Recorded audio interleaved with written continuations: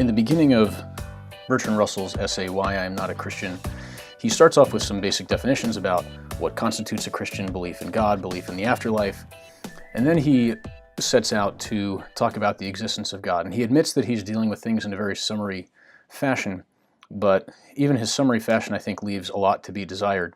And I have a lot of respect for Russell. He was a brilliant man, a brilliant mathematician, but I do take issue with some of the things he said here, so let's take a rational, logical, close look at what he has to say. First of all, in the fourth paragraph, he accuses the Catholic Church of fighting back against the free thinkers who were setting out these lengthy, logical arguments against God, and so the Catholic Church had to respond and made up some things that they thought were arguments to prove that God actually existed and that the existence of God could be proved with reason.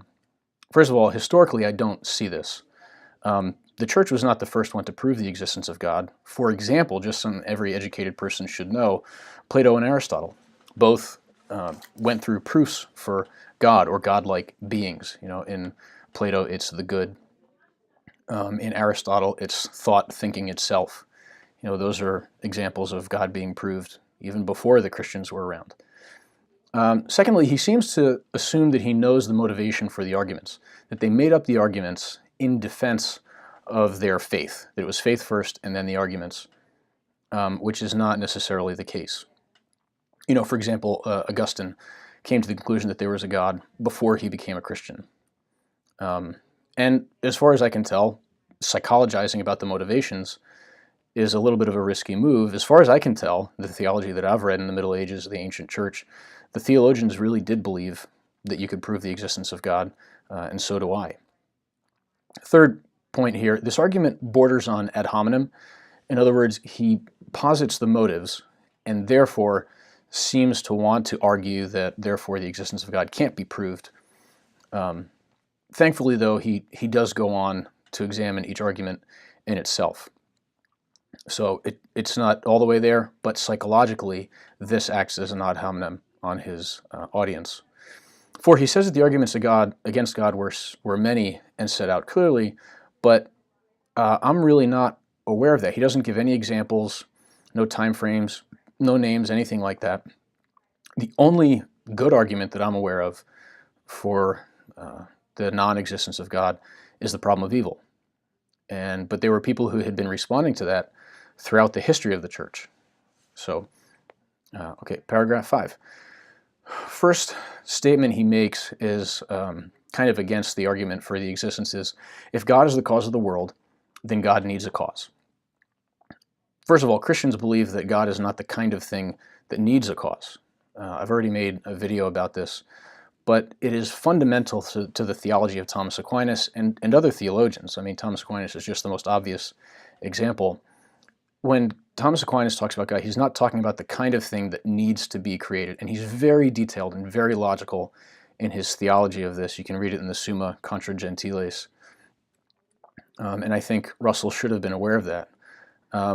God is the very act of being itself, and obviously existingness is not really a word, that's why it's underlined, but he's the essence of existingness.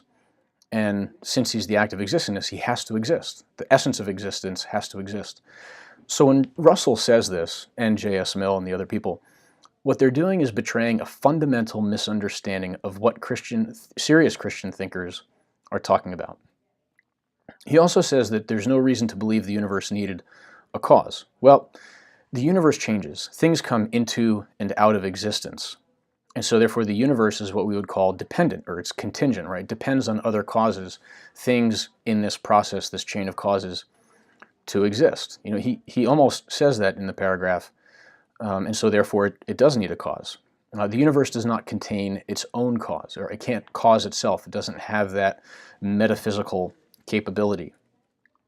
And nothing in the universe can maintain its own existence, not even we as people, right? Eventually, we can't maintain our health, but we can't maintain our existence, our metaphysical being itself. And you can't get something from nothing. Lawrence Krauss tried to do this in his book, A Universe from Nothing, but what he does is he redefines nothing to be something, which doesn't make any sense at all. And I made a video about this on my other channel, a critique there. And nothing begins moving unless there's a mover. Things are moving, therefore there had to be a mover. And then you could say, oh, well, if God moved something, then God needed to be moved. Again, in the abstract theology, it's very difficult to understand, but it's very logical and rational. In the theology of the serious Christian thinkers, God is not the kind of thing that has to be moved. He's the essence of movement, of action in his very being.